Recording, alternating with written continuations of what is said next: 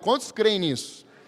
Então, nessa primeira palavra que eu quero deixar com a igreja, o tema da igreja para esse ano é conquistar. E quando falamos sobre isso, algumas imagens vieram à minha mente. Quando eu preparava esse sermão, eu falei, Senhor, quando eu penso em conquistar, eu olho para o teu povo, o povo de Israel, olho para a igreja, e eu vejo vários momentos, a igreja triunfando, a igreja rompendo. Você olha para Atos e você vê uma igreja mesmo perseguida, o evangelho onde pregava, as multidões iam confessando Cristo. Você vê um avanço, um crescimento, a primeira ministração de Pedro, ali em Atos 2, você vê Pedro pregando e você vê 5.000 conversões, mais adiante, mais 3.000 conversões, e Deus ia acrescentando as pessoas, os filhos dele ao rebanho, e a gente começa a perceber isso já na antiga aliança. Você lembra de Jonas, homem chamado por Deus, significado do seu nome pomba. Esse é o mensageiro que é levado até Nínive, ele sofre algumas consequências por desobediência, mas ele vai pregar em Nínive, e quando ele diz, olha, ou vocês se arrependam, ou Deus destruirá essa nação toda aqueles 120.000 pessoas confessaram o Deus de Israel, o Deus soberano. Então nós vemos inúmeras colheitas, nós vemos vários movimentos do Espírito de Deus durante o povo, na igreja, mas também vemos um povo, irmãos, que pecou, vemos um povo que deu as costas para o altar, vemos um povo que abandonou o Senhor e foi adorar Baal, vemos um povo que sai do Egito, cruza o Mar Vermelho e 3 dias depois, por não ter água, já está reclamando, murmurando, porque as águas eram amargas. Houve momentos, irmãos, na vida de Moisés, que o povo queria matá-lo, ou apedrejá-lo, ou levantar um novo líder por causa de um momento tão crítico no deserto, mas aquele povo que, tamanha crítica e murmuração, que poderia todos terem entrado na terra prometida, somente 2, Josué e Calebe, voltam de espiar a terra, e eles vão dizer, olha, temos relatórios bons, mas 10, de todas aquelas tribos dos 12, 10, trouxeram relatórios negativos, e Deus disse, vocês 10, e todas as suas gerações, não entrarão na terra de Canaã, na terra prometida, mas Josué e Calebe vão entrar. Calebe com 86 anos, pisa na terra prometida, Josué adentra a terra prometida, junto com aqueles filhos, e eles vão conquistar aquela terra, mas lá dentro, irmãos, de Canaã, tiveram mais 7 inimigos contra o povo de Deus, ou seja, aonde o povo de Deus está, vai ter batalha, aonde o povo de Deus está, vai ter guerra, aonde o povo de Deus é levantado para ocupar uma posição, estar em um endereço, estar em um lugar estratégico, naquele endereço, vai ter aflição, vai ter combate, vai ter luta, vai ter o dia mau, mas a grande chave é que o Espírito Santo estará conosco em todo o tempo. Diga amém. Então, pensando nisso, me veio à mente, quando você lembra de conquista na área, por exemplo, do atletismo, ou melhor, como atleta, para você, quando nós falamos de alguém que venceu na vida, no ramo automobilístico, um brasileiro, fala o nome dele aí, na hora você lembra do Senna. Quando, por menor de idade, eu acompanhava, às vezes, quando acontecia ali, depois de meio-dia, a gente saía da igreja, os becos, os bares cheios, assistindo a Ayrton Senna. E foi exatamente nesse domingo, no domingo que ele faleceu, que eu estava ali com os meus amiguinhos, e a gente está vendo aquele choro, e a gente está chegando, o que está acontecendo? Sim, o Senna morreu.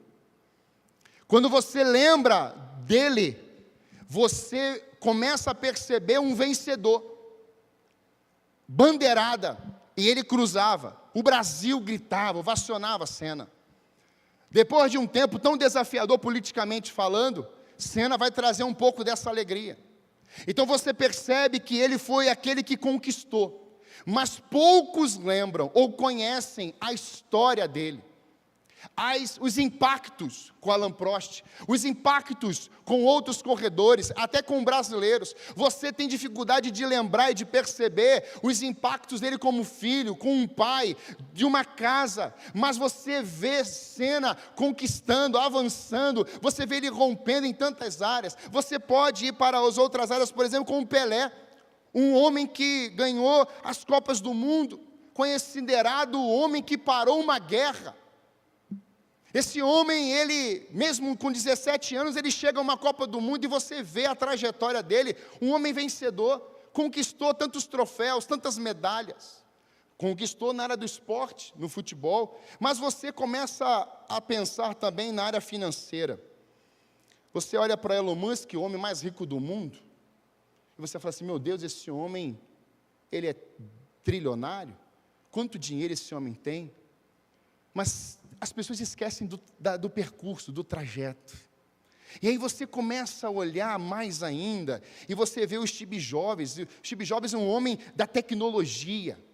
Você vê um homem um crânio, um homem que vai desenvolver e implantar redes sociais, que vai conectando o mundo inteiro. No meu tempo de criança não existia internet, muito mal, não tem celular, tinha. Hoje, irmãos, a cada ano você já troca de aparelho, bobear.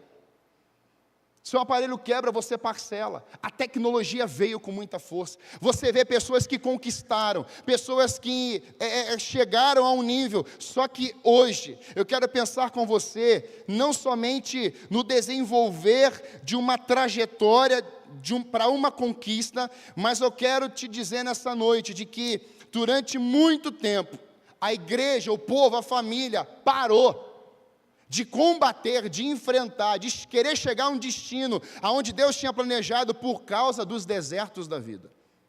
E nós cantamos 2 músicas aqui que você percebeu isso.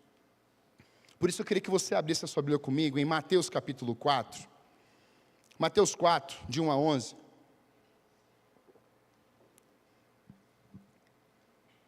Que vai trabalhar um pouquinho sobre isso hoje.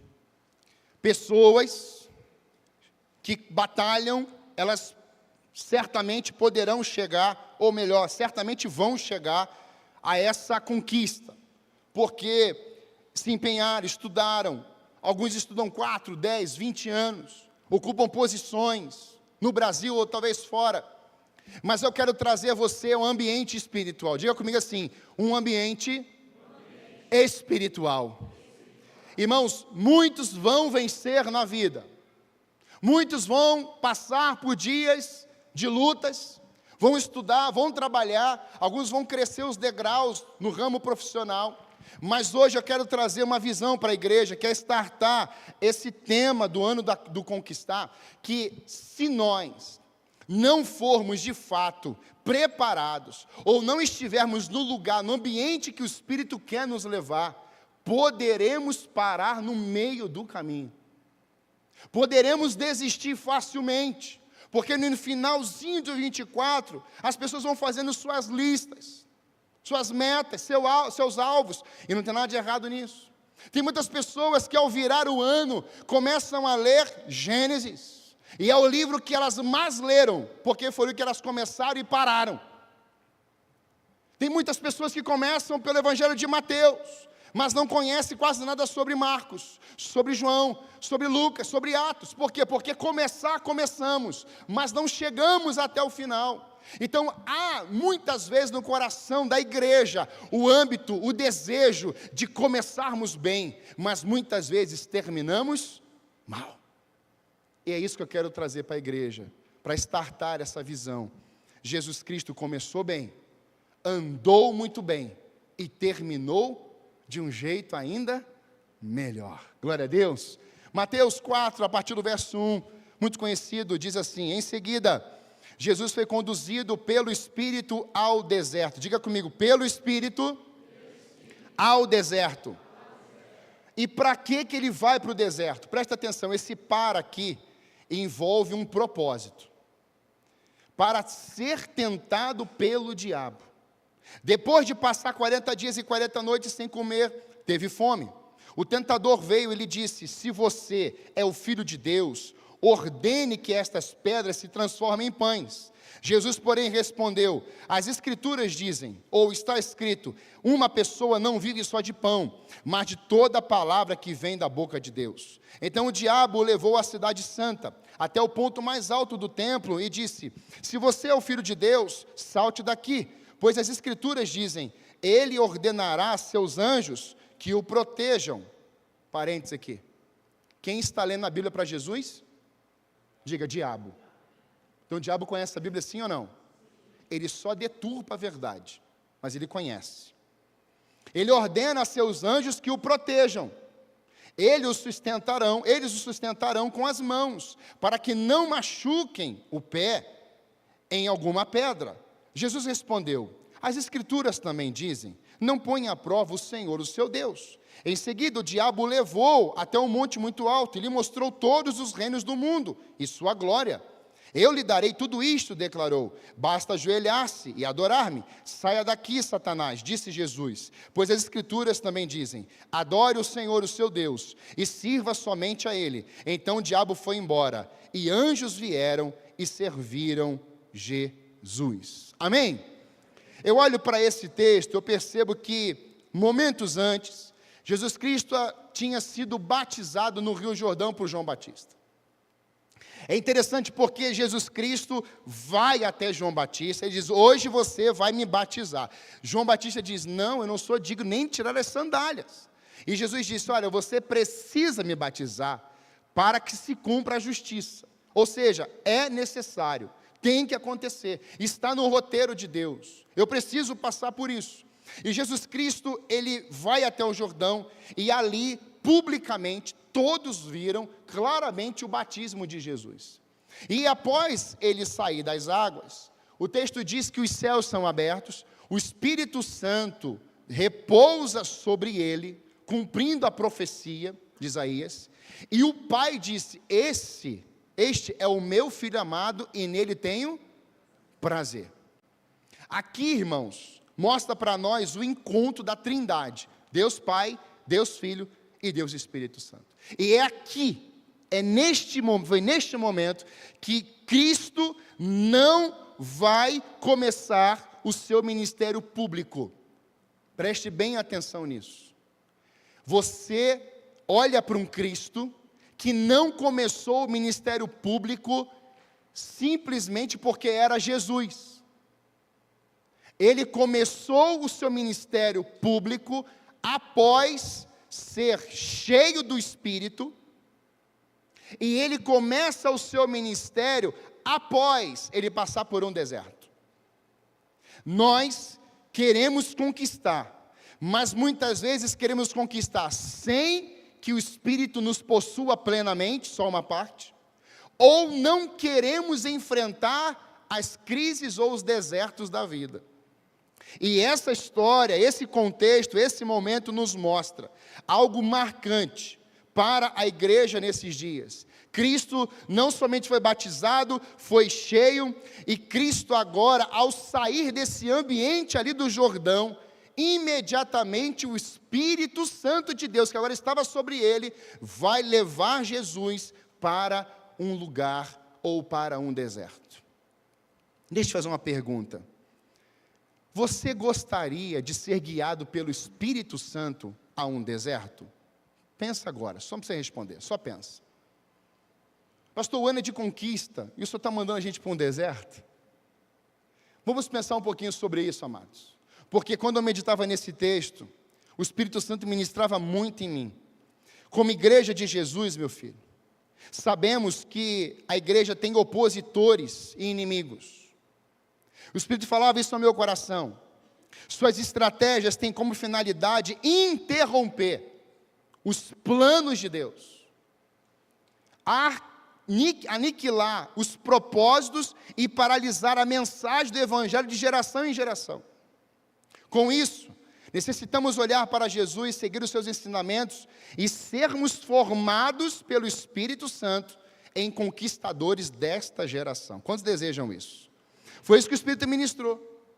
Eu quero formar uma geração de conquistadores. E geração de conquistadores não tem a ver só com aquelas pessoas que já ocupam posições de liderança, que já estão no altar. Formar conquistadores tem a ver com um plano no coração de Deus. Formar conquistadores nesta geração tem a ver com algo que sai ou saiu da boca, do coração de Deus. Então a pergunta é: como que eu consigo ser um conquistador na minha geração? Como é que eu posso passar pelo processo de formação na academia do Espírito, na universidade do Espírito, na escola do Espírito Santo, sendo discípulo de Cristo, para que eu de fato seja aquele que vai conquistar na minha geração? Quantos desejam aprender isso hoje aqui? Diga amém. Em primeiro lugar, sermos uma geração formada para conquistarmos em 2025, entenda a mão que nos leva ao lugar de preparo. Há uma mão, diga comigo assim, a mão, vamos lá, com força, diga, a mão que me leva ao lugar de preparo. Agora vamos no coletivo, vamos no plural, diga assim, a mão que nos leva ao lugar de preparo. Há um compromisso individual, é o indivíduo com o Senhor. Glória a Deus. Mas a partir desse momento, irmãos, Deus começa a trazer o espírito de unidade. Ele conecta um ali, ele conecta outro aqui, ele conecta outro acolá, ele vai conectando pessoas. E a partir dessas conexões com a visão de Deus, é que a igreja conquista em coletivo. E olha que interessante, o primeiro verso no capítulo 1 vai mostrar para nós que Jesus foi conduzido pelo Espírito ao deserto. Jesus não foi empurrado para o deserto, ele foi guiado. Tem gente que não quer entrar no deserto, que Deus já está direcionando. Aí Deus às vezes fala assim, ó, eu vou vai, dá um empurrãozinho, você tem que passar lá. Mas quem está debaixo dessa visão de Deus e do guiar do Espírito, nós simplesmente dizemos, Senhor, para onde é? Senhor, qual o endereço? Quem está entendendo isso aqui, amém? Não tem a ver com as minhas escolhas, não tem a ver com o meu roteiro, não tem a ver com as minhas vontades mais, porque o Espírito Santo agora, ele entrou em mim, ele está me guiando, e o lugar de preparo era o ambiente que Cristo estava sendo guiado pelo Espírito Santo. Mas a pergunta é, como que Cristo, irmãos, sendo Deus, 100% homem e 100% Deus, se submete ao Espírito Santo para que ele fosse a um deserto? Ele é Deus. Então eu posso olhar também numa outra perspectiva. Se ele sendo Deus, se faz homem, verbo de Deus, fez carne, ele se submete a ser guiado pelo Espírito Santo a um deserto, e nós? Por que muitas vezes nós não queremos em alguns lugares que o Espírito está mandando, sendo que Cristo vai ficar 40 dias no deserto, para ser tentado pelo diabo? Também. No deserto, Cristo não estava só para ser tentado pelo diabo, mas também seria tentado pelo diabo. Foi naquele deserto que Cristo teve 40 dias a sós com o seu Pai. Foram esses 40 dias que Cristo estava buscando direcionamento, exatamente na saída do deserto. Em Lucas capítulo 5, que é a sequência desse texto também, vai mostrar Jesus escolhendo os 12 discípulos. Então houve um tempo, um ambiente, um momento de preparo. Esse ambiente, esse momento de preparo, nos mostra que o Espírito Santo sabia o que estava fazendo com Jesus. E Jesus sabia também que se o Espírito estava levando-o até aquele lugar, era uma obra abençoada, uma obra em que ele estava debaixo de uma bênção. Ele estava no lugar exatamente agendado, configurado pelo Senhor. E aí, olhando para a palavra de Deus, eu percebo que mão na Bíblia nos mostra a figura do Espírito Santo. O texto diz que o Espírito Santo levou Jesus para lá. Se você ler comigo Ezequiel capítulo 37, verso 1, o texto vai dizer que a mão do Espírito de Deus, ou a mão de Deus, pega o profeta e vai levá-lo primeiro para ele ver o que tinha dentro do vale de ossos secos. O profeta não foi levado pelo Espírito para executar uma obra primeiro. O profeta foi levado pelo Espírito para quê? Para, diga, ver. Só ver. Então o Espírito diz assim, olha, você está vendo tudo isso aqui? E depois o Espírito pergunta para ele, podem esses ossos voltarem a ter vida, a viver novamente? Então Cristo não quer que você chegue em lugares esse ano já executando coisas. O Espírito vai te levar a alguns ambientes para você primeiro o quê? Verificar, ver. É para você perceber o que está acontecendo. Lembra lá dos 12 que foram espiar a terra? Vocês vão ver a terra, vocês vão ver o que tem lá. Quando eles vêm daquela região para a terra prometida, eles olham e falam assim, de fato, a terra é boa, os frutos são gigantescos, tem muita coisa maravilhosa, como Moisés ouviu de Deus. No entanto, também vimos os gigantes, vimos os problemas, vimos as lutas, mas Deus não mandou fazer nada, só ver. E por que muitas vezes falhamos? Porque queremos fazer, quando era só para ver. E quando era para fazer, estamos assistindo alguém fazendo. E essa é a guerra no corpo de Cristo hoje. Só que quem é guiado pelo Espírito, é possuído pelo Espírito, não faz se o Espírito mandou só ver. Quem é governado pelo Espírito, não quer simplesmente ver, quando o Espírito fala assim, agora é para fazer. Então a minha sintonia, o meu coração tem que estar em sintonia com o Espírito Santo de Deus. E foi isso que aconteceu ali. Quando o Espírito pegou aquele profeta e ele viu, tempos depois, naquele mesmo ambiente, assim, então profetiza esse vale. E foi aquele ambiente que ele começou a profetizar. E aqueles ossos começaram a se mexer. Amados irmãos, presta atenção aqui, se concentra aqui comigo. Não queiramos fazer algo sem que o Espírito nos mostre primeiro. Em 2025, líderes de célula, líderes de área, membros dessa igreja, não faça algo no ímpeto, porque você quer. Na sua casa não pode ser assim, na sua família, no seu casamento, no seu trabalho. Eu vou fazer porque é isso que tem que ser. Se você tem convicção do Espírito, faça. Mas se você não tem, busque. Qual é o melhor ambiente? É a sós com o Senhor, o nosso Deus, aleluia, e lá Deus vai te dar direção, Deus vai falar ao seu coração, Deus vai te dar exatamente uma palavra, essa palavra vai queimar no seu coração, e você vai sair dali sabendo exatamente o que você precisa fazer. É interessante porque Jesus chegou no deserto, como? No deserto vazio, não tinha estrutura, naquele deserto não tinha muitas coisas belas.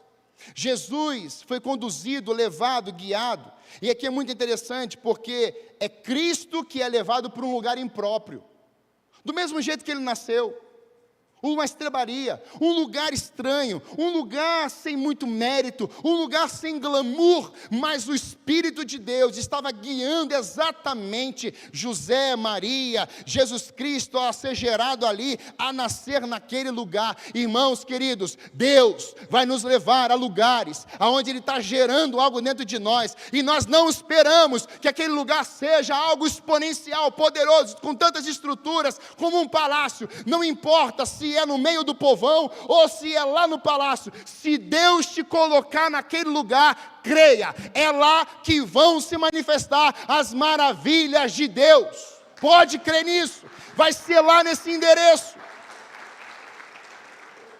Isso nos mostra algo importante, que quando recebemos o Espírito em nós não andamos por conta própria. Como povo de Deus que anseia por conquista, precisamos entender que nem sempre estaremos em lugares fáceis ou tranquilos. O apóstolo Paulo em Romanos vai mostrar isso para nós.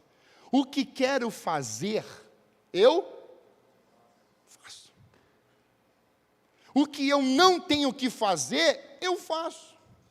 O apóstolo Paulo está mostrando para nós que há dentro de nós, mesmo com o Espírito Santo em você, uma guerra de duas naturezas: a caída e a vívida, a morte e a vida. o pecado e a graça. Paulo está mostrando que ele mesmo queria fazer algo, mas fazia outro. Ele queria falar uma coisa, mas falava outra. Por quê? Porque há um ímpeto na natureza caída, nesse aqui que chama de pele, osso. O pecado, você venceu o pecado por meio de Cristo, mas você continua sendo o quê? Carne e osso. Teu corpo não foi glorificado ainda, só quando você morrer e ressuscitar dos mortos em Cristo Jesus. Então você continua sendo um ser humano, a diferença é que o Espírito está em você. E porque o Espírito está em você, ele te dá força, equilíbrio, poder, autoridade, unção. E o Espírito Santo aponta para a cruz quando o pecado está chegando. O Espírito aponta para a ressurreição quando você quer viver em um ambiente de morte. O Espírito Santo de Deus aponta para a pessoa de Jesus mais importante na sua área. Ele não parou, ele não desistiu, ele não titubeou. Então você não precisa parar, você não vai parar. Mas alguns param, alguns desistem. Mas se o Espírito estiver alinhado com os seus ouvidos, ou melhor, os seus ouvidos estiverem alinhados com a voz do Espírito, você não vai parar quando é para andar, você não vai andar quando é para correr, você não vai desistir quando você, agora chegou a tua vez, chegou a hora, pode ir.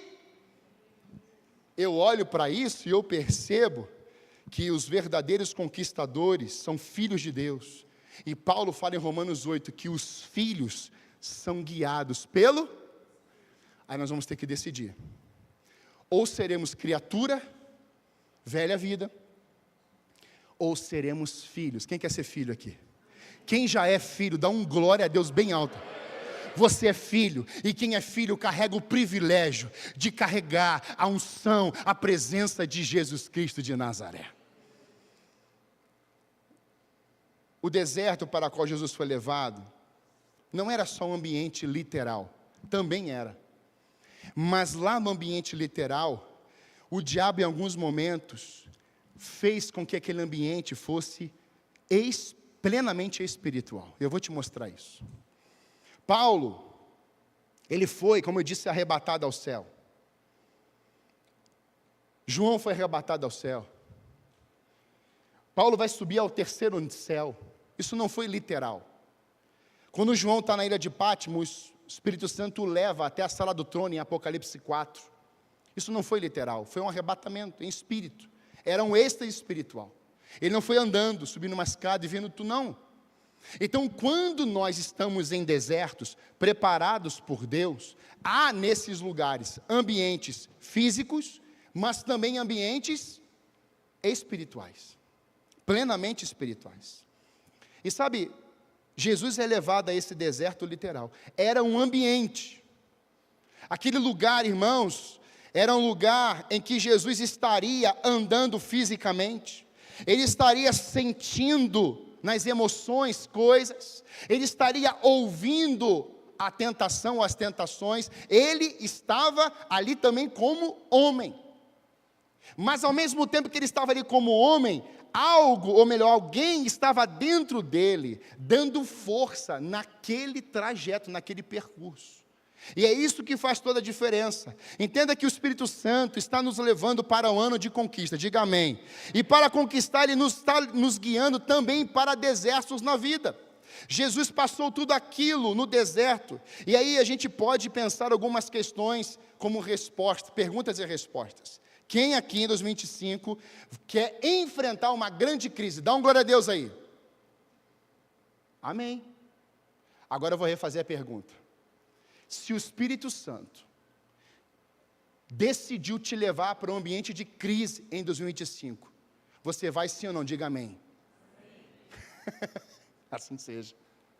Por que, pastor, o senhor está falando isso? É porque nesse ambiente de crise, de aflição, de batalha, das estratégias contra você, vai ser nesse lugar de dificuldade, de luta. E aí a grande questão é, em 25 você conquista, mas em 2025 também teremos tempos de luto. Em 25 teremos dias de aflições. Em 25 teremos dias maus. Em 25 o dinheiro pode acabar. Em 25 a crise pode aumentar. O dólar pode subir. Pode acontecer tantas outras coisas. E a grande questão é, se eu permanecer preso nisso, que eu já conjecturei, eu esqueci daquele que me guia.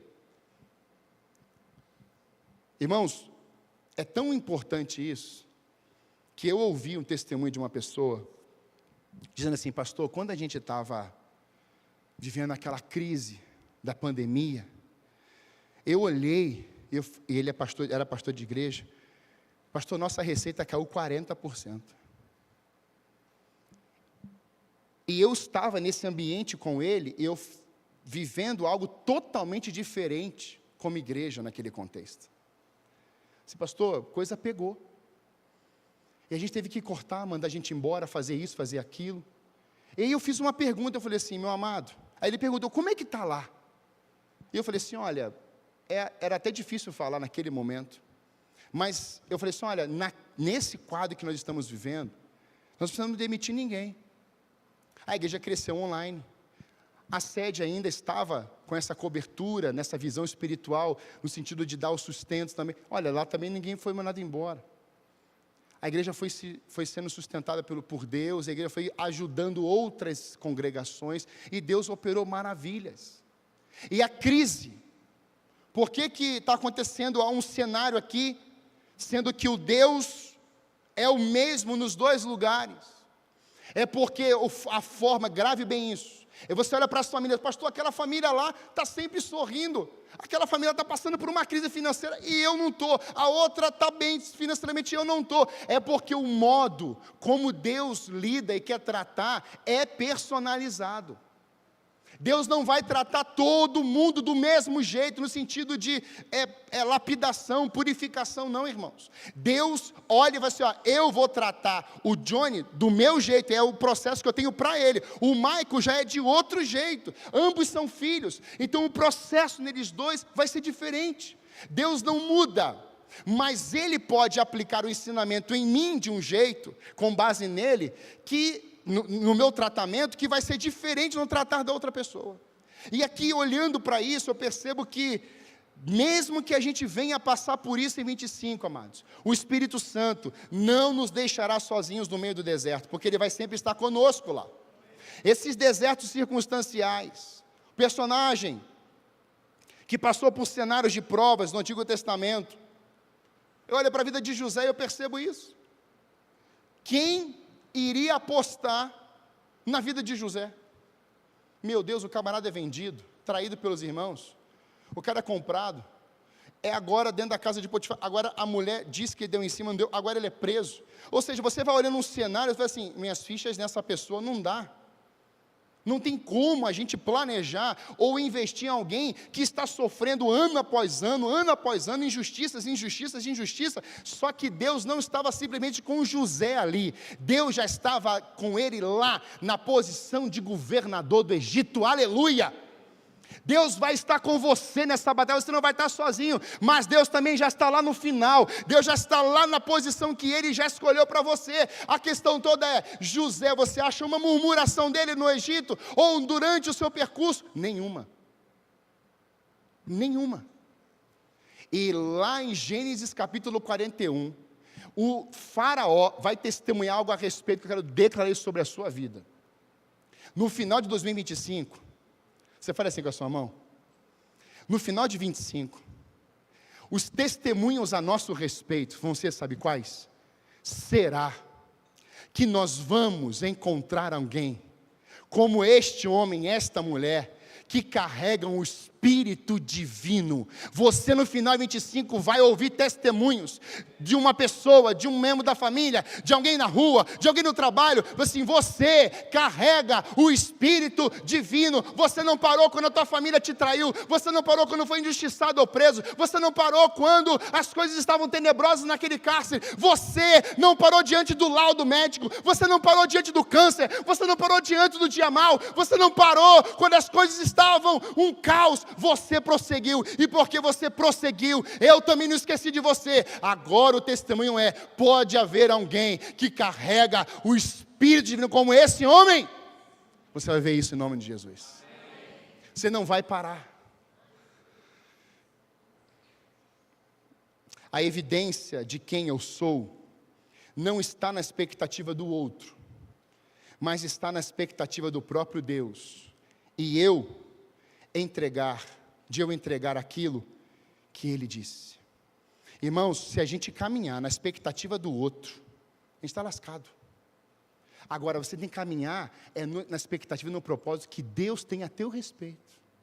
Por isso que antes do deserto, lá no batismo, Deus falou assim: este é o meu filho.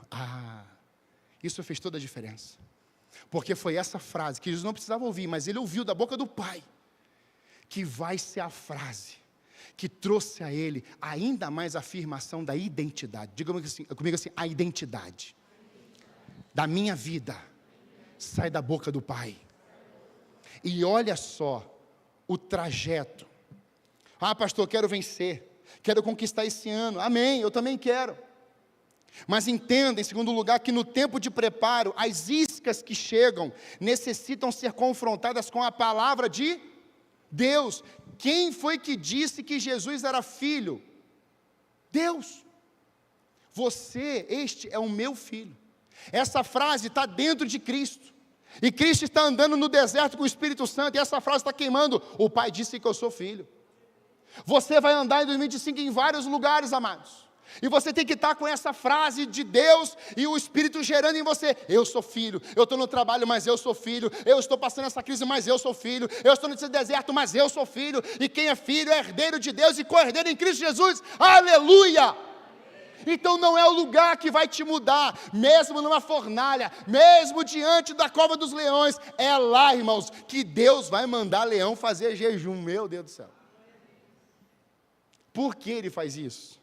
Porque Ele está contigo lá dentro. E aquele lugar foi preparado. Então o lugar de preparo é o lugar que Deus já sabe o que vai acontecer. Mas é nesse ambiente de deserto que Cristo começa o quê? A ser tentado. Aí vem as iscas. E Deus não manda isca para o povo. Deus não tenta ninguém. As iscas vieram porque Satanás chegou até o deserto. Ele vem perambulando. Ele não tem endereço fixo. Ele vem de rodear a terra, rugindo como um leão, buscando quem possa tragar. Então ele vem perambulando. Quando ele chega no deserto, ele vê quem lá? Jesus. Então quando ele chega e vê Jesus, ele vê uma oportunidade. Grave essa palavra, oportunidade de ver alguém que está ali sem comida, sem bebida, que está sem a família, que está sozinho, aparentemente só que ele está cheio do Espírito Santo, e o Pai disse quem ele é. Quando eu olho para isso, a primeira ação do diabo foi dizer, e aí começam os ataques, as iscas. Qual foi a primeira isca de Satanás? E que virá sobre nós esse ano? Se tu és filho de Deus, então a dúvida está no coração e na boca de Satanás, e a convicção na boca e no coração de Deus. Quando Deus fala algo a teu respeito, o diabo vai falar o contrário. Quando Deus escreveu algo a teu respeito, o diabo vai querer escrever o contrário. E é Deus, irmãos, na história bíblica do Novo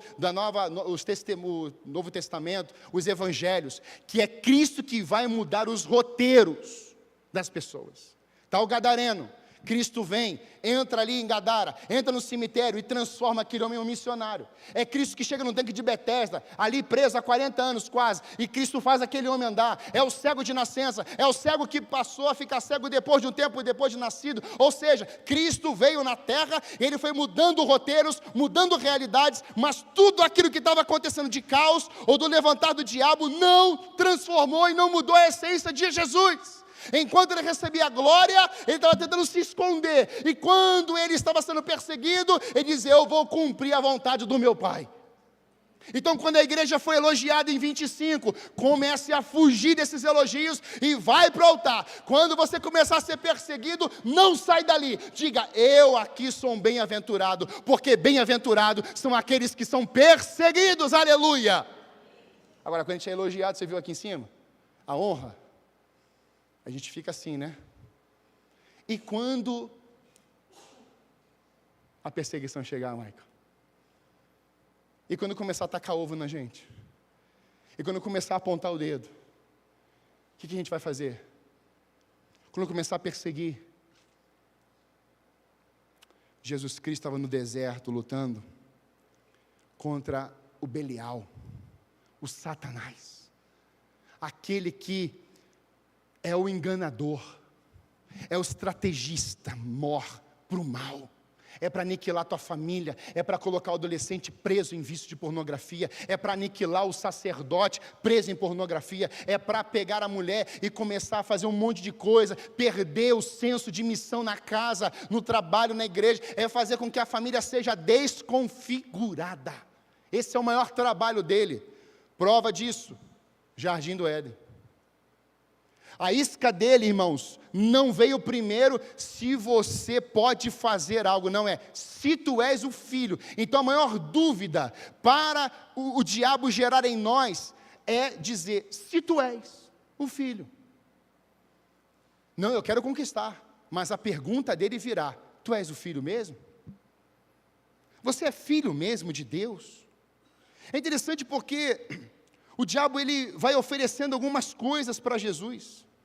E quando ele diz assim, olha, se tu és o filho de Deus, logo em seguida o diabo ofereceu alimento. Por que alimento? Ele vai gerar dúvida, mas depois ele vai gerar o quê? Desejo para cobrir as necessidades. Qual era a necessidade de Jesus ali? Diga, fome. Jesus não tinha comida. Ele vai ficar 40 dias, quando passa esses 40 dias, o texto diz que ele teve fome, e ali os anjos vieram servi-lo. Duas estratégias. Dúvida na sua identidade com Deus e alimentar as necessidades humanas. Isso, se eu entrar, eu não conquisto o que Deus tem para a minha vida. E é quando eu olho essa estratégia, ela vem para o coração da primeira família de Caim, de Adão e Eva. Foi lá no jardim, amados, que Deus disse, olha, vocês vão comer de todo o fruto, fome de novo, comida de novo, alimento de novo, necessidade, vocês vão comer de todo o fruto, toda árvore que aqui é frutífera, mas dessa aqui que está no centro, vocês não poderão comer. Irmãos, foi exatamente aquela árvore que Satanás disse, olha, vocês certamente não morrerão, podem comer daquela, vocês serão iguais a Deus. Você está vendo a estratégia dele? Então a estratégia do diabo na igreja hoje, você está pensando que ia aparecer de chifre, de rabo, de um monte de coisa? Não, irmãos, é só gerar uma dúvida. É só mexer e dizer para você que tem algo que ele oferece que cobre ou encobre a tua necessidade. E ele vai ofertando isso. E aquele casal peca diante de Deus. Deus volta e eles caem, são expulsos do jardim. O primeiro assassinato vem naquela casa. E recebemos o que de herança? Essa queda, lá de Adão e Eva. Então, quando o diabo ele vai usando essas estratégias, não pense você que ele não vai usar essas estratégias que usou com Cristo, não vai usar com a igreja, ele vai usar. E como é que ele faz isso hoje? Algumas oportunidades, tecnologia. Ele usa do dinheiro, ele usa de redes sociais, ele usa de uma crise conjugal, para que os teus olhos ou os teus ouvidos fiquem inclinados a algumas coisas externamente acontecendo, e aí você morre, você perde, não porque o diabo te ofereceu, é porque a tua necessidade se tornou maior que o propósito. Uma igreja que quer vencer e conquistar em 25, ela não pode caminhar por necessidades, amados, e Jesus Cristo operou nas necessidades, acabou, não tem 5 pães e 2 peixes, todo mundo está com fome, então senta todo mundo, eu vou multiplicar 5 pães e 2 peixes, e vai todo mundo comer, e vai sobrar 12 cestos, necessidade, mas havia um propósito. Nem sempre Cristo vai atender nossas necessidades em 25, porque Ele quer que a igreja passe por um processo de lapidação, e a gente chegue no final e vai assim, olha, eu não pedi por necessidades do Senhor, mas eu entrei no propósito, e hoje eu estou aqui alicerçado, eu conquisto coisas. Olha Jó, perde tudo no início, passa por um processo incrível de perda de filho, 10 filhos morrem, a casa é destruída, o gado perde, plantação perde, tudo se perde, e é uma notícia trágica uma atrás da outra, mas vai chegar lá no final da história, todo mundo lembra do início e do final, mas o percurso, apareceram amigos, os amigos. Você está em pecado, cara, você está difícil, olha, tem alguma coisa acontecendo, só que Jó vai dar um grito, chega uma hora e fala assim, antes de tudo isso me acontecer, eu só conhecia de ouvir falar, Mas agora que eu passei durante toda essa prova de deserto na minha vida, os meus olhos te veem. Irmãos, eu quero declarar em nome de Jesus, a maior conquista para a igreja Lameira em Santa Felicidade, não é só a gente ouvir sobre Deus, não é só ouvir os testemunhos do povo. A igreja que conquista é uma igreja que enxerga o coração de Deus, que vê as suas obras, que enxerga a sua glória, o seu poderio nesses dias. Não é só ouvir falar, mas é ver o Senhor em cada momento da sua vida. Eu estou vendo Deus aqui, é crise, é dia difícil, é um relatório, é um laudo desafiador, mas eu estou vendo Deus nessa casa. Deus talvez não se esqueceu nada, Ele está aqui comigo, Ele me ama, Ele me abraça, Ele me beija, Ele me governa, Ele não perdeu o controle, eu também não vou perder. No meio do deserto, o diabo queria que Cristo perdesse o controle. E esse ano, amados, Deus tem me mostrado claramente isso. Meu filho, muitos lares perderão o controle por causa do umbigo, por causa do dinheiro, por causa dos seus egos, por causa das coisas. E eu lá no início disse, eu vim levantar a humanidade para governar sobre as coisas e não as coisas governarem a humanidade. Qual foi a segunda tentação? A isca. O diabo levou Jesus até uma cidade santa, colocou-o sobre o pináculo do templo e novamente disse, se tu és o filho, ele insiste, atire-te abaixo, porque está escrito, olha a estratégia, essa aqui mexeu comigo,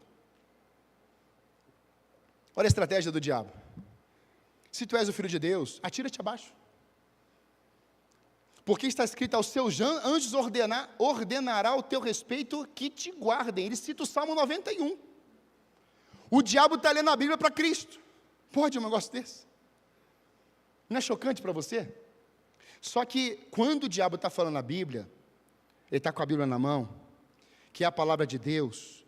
Só que quando o diabo está com a Bíblia na mão, que é a palavra de Deus, na boca do diabo é distorção. Diga comigo assim, a Bíblia, na mão do diabo, é uma distorção. Ele vai distorcer tudo isso. Ao mesmo tempo, uma mentira. Quando o diabo está com a Bíblia na boca, ele está pregando uma mentira, porque ele é o pai da... Mas pastor, a gente fizer isso aqui, ajudar a fazer desse jeitinho aqui, é tão legal, é até bíblico. Mas quem está por detrás de tudo isso? Satanás. Então é mentira. Ele vai distorcendo. Alguém chega assim e fala assim, pastor, a gente faz boas ações, a gente vai para o mesmo lugar, eu e o senhor. Eu falei assim, olha, Jesus não precisa de boas ações. Jesus precisa, sabe do quê? É ser Senhor na tua vida. Não, Senhor não. Não, Senhor aí é pesado. Porque se ele for Senhor, eu vou ter que ser servo.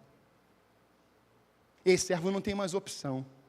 Mas é isso que a Bíblia diz em Filipenses. Que quando nós somos servos e Ele é Senhor, Ele fala e eu só ouço e eu executo o que Ele mandou fazer. E é essa igreja que Jesus está levantando aqui, em nome de Jesus. Você não vai fazer por conta própria, você não vai fazer do seu jeito, você não vai se mandar. Aliás, você não vai se autoavaliar e dizer assim, eu sou tão bom. Não, você vai falar, Espírito Santo, me sonda e me conheces, e vê se é em mim alguma coisa ruim. O Espírito vai trabalhando, e aí você não vai entrando nos abismos. Foi isso que Cristo viveu naquele deserto, quando Satanás pregou a Bíblia para ele, irmãos. A resposta de Jesus foi triunfante. Satanás, quando pregou o Salmo 91 para ele, o diabo estava omitindo uma parte. Olha só o que ele omite. Aos seus anjos ordenará a teu respeito que te guardem. Mas olha o que o texto diz em Salmo. Para que guardem você em todos os seus caminhos. Sabe o que é que o diabo faz? Ele pega o texto e ele omite. Ele só trabalha o que é de interesse dele. Mas quando você vai ler Salmo, para que guardem vocês em todos os seus caminhos. Então sabe o que eu entendo? A espiritualidade exibicionista está na contramão da palavra de Deus. Diga amém. Diga assim bem alto. A espiritualidade exibicionista está na contramão da palavra de Deus. O que é isso, pastor? O que ele mandou fazer? Atira-te daqui.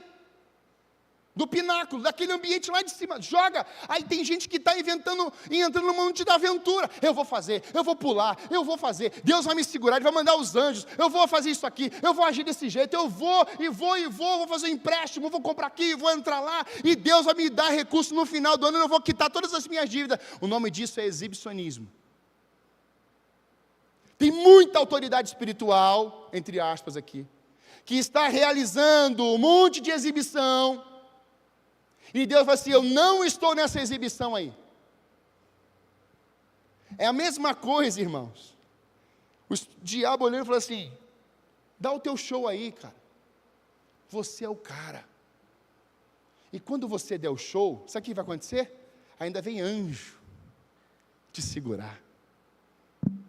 Irmãos, tem lideranças caindo hoje, presta atenção nisso. Tem membro caindo hoje porque está dando um show, se exibindo aí. É se exibindo com dinheiro, é se exibindo com uma de estrutura, é se exibindo, e vai se exibindo, e vai se exibindo. E o diabo está colocando lenha, ele está caindo, ele está colocando lenha, está se exibindo. E onde é que Deus está nisso? É exibicionismo, é o show. Mas onde é que Deus está nisso? Deus colocou uma cruz para a igreja carregar. Deus plantou um deserto para a igreja passar. E nós queremos fazer um show, um exibicionismo, gospel. E onde é que está Cristo nisso, irmãos? A igreja precisa ser sacudida nesses dias antes que ela pereça. Então Cristo está mostrando para nós que Ele foi para o deserto, guiado pelo Espírito Santo, e o diabo diz, pode se exibir, porque você tem o comando para dar e os anjos vão te obedecer. Agora eu te pergunto, Cristo podia se jogar dali, sim ou não? Os anjos não iam vir servi-lo e segurá-lo, sim ou não? Mas quem ia ganhar a batalha? Quem ia perder a batalha? Quem ia morrer no deserto? O segundo Adão. Amados irmãos, Jesus está passando em frente de uma figueira, e Ele estende o braço, e só acha folha. Presta atenção nisso. Se Cristo colocar a mão aqui hoje, o que Ele vai achar? Folha ou fruto? Cristo, irmãos, não está impressionado com estrutura. Cristo não está impressionado com um monte de coisa, não. Cristo quer saber se tem fruto na casa. Então, se tiver fruto, aí estamos ligados na videira verdadeira. Porque Israel é chamado de videira falsa, que caiu, pereceu. E aí vem a igreja, corpo de Cristo. Então nós precisamos entrar nesses lugares. E aí o diabo continua investindo. Agora eu vou te levar no alto monte. E leva ele no alto monte. Lucas vai registrar essa parte aqui com mais exatidão. O diabo levou um alto lugar num momento e lhe mostrou todos os reinos do mundo. Olha essa parte. Eu lhe darei a glória desses reinos, a autoridade sobre eles, pois são meus e posso dá-los a quem eu que... Olha o que diz a Bíblia. Ele termina. Eu lhe darei tudo se me adorar. Quando o diabo fala essa frase, eu lhe darei tudo se me adorar, aqui vai se revelar quem o diabo é. Isso é espiritual, irmãos. Essa parte aqui que eu te falei dos reinos. Não é que o diabo pegou, estou te mostrando todos os reinos aqui fisicamente. Não, não. Ele levou até um alto monte e fez como se... Já viu aquele 3D aqui do musical que vai girando? É mais ou menos uma cena assim. O diabo, ele tem esse poder. Ele não tem autoridade, mas ele foi mexendo nos reinos. Olha, esse reino eu te dou, esse reino eu te dou, esse reino eu te dou, e eu te dou tudo isso, e lhe darei tudo se você me adorar. Os reinos do mundo, irmãos, a Bíblia diz que são do Senhor é a terra e a sua plenitude. Essa isca é mentirosa, é do pecado. O diabo vem, vai te prometer conquista e você entra. Então, quando o diabo te oferecer conquistas, é para exatamente te matar. Quando Deus te oferece uma cruz, uma renúncia e segui-lo, tem destino eterno para a tua vida e vida abundante nele. Como diz, tudo que vem fácil vai fácil.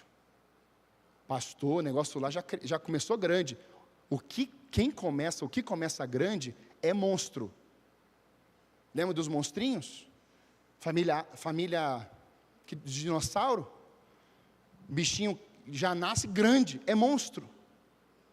Então Deus não tem, a Bíblia não diz isso. Valoriza o quê? Os pequenos começos. Então quem está crescendo ou começando muito grande, cuidado, irmãos. Irmãos, eu tive essa experiência essa semana. Eu plantei uma árvore, não foi eu, tá? Não foi eu.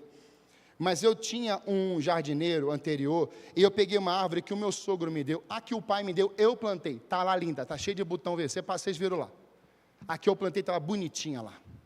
Mas, irmãos, eu coloquei um jardineiro para plantar uma árvore. Sabe o que o abençoado fez, pai? Ao invés dele tirar aquele saco que tem a raiz, ele deixou o bendito.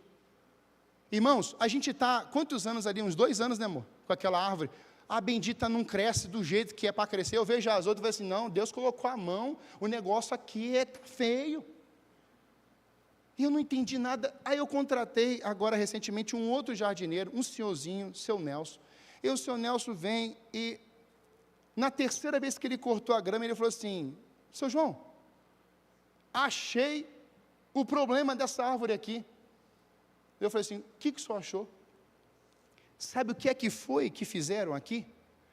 Ao invés de plantar só com a raiz, colocaram um saco e um plástico, né, protegendo a raiz. Irmão, quando ele falou, eu falei assim, aquele homem, onde é que ele estiver agora, que seja agora um raio sobre ele. Irmãos, a vontade que deram, Raimon, em cima dele. Eu fiquei, meu Deus do céu, quem usa um método desse? Porque quando deixa lá, as raízes vão furando e vão entrando, não é nada, isso é tudo balela. Prova está lá em casa. Eu falei assim, o senhor pode, você tem que fazer o quê? Temos que, ó o trabalho. Cava, faz um buraco, tira a bendita árvore sem feri-la, arranca aquele plástico e coloca e fecha e ora. É? Então você vai fazer isso? Vou. E ele fez. Irmãos, a gente quer criar raízes como? Se a gente está cheio de plástico. Aqui não pode mexer não. Não, vai furar. Não vai não, irmão. Tem que tirar aquele plástico, a proteção humana. Porque quando essa árvore, que é você, que sou eu, entra nesse solo, essa raiz, irmãos, começa a descer, pega o primeiro vento, a tempestade arranca aquela árvore, irmãos, um vendavalzinho arrancava a árvore. Eu falei assim, mas como que pode? Agora eu entendi, não tem raiz. Nesse ano, em 25, você vai conquistar, vai ter muito fruto, Deus vai operar maravilha na sua vida, assim, diga glória a Deus. Mas as tuas raízes precisam ser profundas nele. Por que Cristo vence no deserto? Por que Cristo não quer saber de necessidade? Cristo não quer saber dos reinos? Porque Ele é Deus. Ele sabia quem Ele era. Ele sabia que todo o poder, toda a autoridade estava sobre Ele. Foi o Pai que disse isso, Ele carregava. Além dele ser tudo isso, Ele era filho. Jesus vê a isca de Satanás totalmente. Mas Jesus estava dizendo assim, olha Satanás, vai-te embora. Porque somente a Deus adorarás e prestarás culto. E é aqui, irmãos, que o diabo, no verso 13 de Lucas 4, quando ele vai embora, o texto diz assim, quando o diabo terminou de tentar Jesus, deixou até que seguisse outra oportunidade. E aconteceram outras oportunidades. Você vai lembrar no momento em que Jesus Cristo está com Pedro, e o Pedro, ele diz assim, olha gente, eu vou ter que morrer, eu vou ressuscitar, aliás, vou ser preso, condenado, vou morrer, vou ressuscitar dos mortos. Aí Pedro chega e fala assim, Senhor, vem cá, só para a gente conversar um pouquinho, que assunto é esse aí, hein? O Senhor não vai morrer, o Senhor não vai morrer, o Senhor foi chamado para ser grande, para conquistar. Aí Jesus fala a frase que deixa a gente em crise. Para trás de mim, o quê? Entra na frente do propósito de Deus para você ver o que acontece. Foi Pedro que ouviu isso. Então, quando outras oportunidades, comida. Aliás, quando Jesus Cristo está chegando, aí vem aquele alvoroço todo da comunidade. Chegou, Rei dos Reis, é Ele que vai aí dominar, é Ele que vai governar. Chegou aquele que vai destruir todos os inimigos, e agora o reino de Israel será levantado novamente. Ele vai assim, não, vocês não entenderam nada. Eu vim para os perdidos. Eu vim resgatar e salvar os perdidos. Eu não vou matar ninguém. Aí está João, e ele fala assim, olha, se o senhor quiser, a gente pode mandar fogo nesse povo todo aí de samaritano, todo assim, não, eu não vim tacar fogo, eu vim resgatar, o que eu vim fazer aqui é levantar, eu vim aqui é puxar, eu vim aqui dizer assim, vem filho meu, siga-me, eu quero você, eu vou transformar você em um discípulo, eu vou capacitar você, eu vou formar você, você vai passar pelo deserto comigo, você não vai ficar sozinho aqui não, eu estou com você. Irmãos, os discípulos todos seguiram Jesus? Sim ou não? Mas todos eles, com exceção do João, foram embora quando ele morreu. Todos. Em último, a banda pode vir. Tenha como objetivo fazer o nome de Jesus famoso por onde ele passar. Pastor, toda essa tentação, Jesus Cristo ele sai daquele deserto, guiado pelo Espírito, de 40 dias e 40 noites. Quem tirou Jesus daquele deserto, amados? Diga comigo a palavra. Você está entendendo? Por que um povo morre 40 anos no deserto? Porque murmurou. E por que em 40 dias esse povo sai do deserto? E Jesus sai do deserto? Porque ele usou a palavra. Uma geração que usa a palavra. O deserto tem prazo de validade. E quem viver pela palavra não vai morrer no deserto, não. A Bíblia diz isso. Então Jesus Cristo sai desse deserto. Mas o diabo não parou de investir nele. Pastor, nós queremos conquistar. E eu também quero. Mas hoje Deus está nos levando primeiro para o lugar de preparo. Deus está nos levando para um ambiente que para nossos olhos físicos é caótico, é desesperador, mas é nesse ambiente que Deus vai formar a gente num campo de batalha. Irmãos, a igreja, ela precisa vivenciar isso nesses dias. É no campo de batalha que nós somos forjados, tratados por Deus, lapidados, porque quando a conquista chegar, a gente não vai adorar a conquista. Nós vamos continuar adorando aquele que fez a gente vencer em todos os momentos.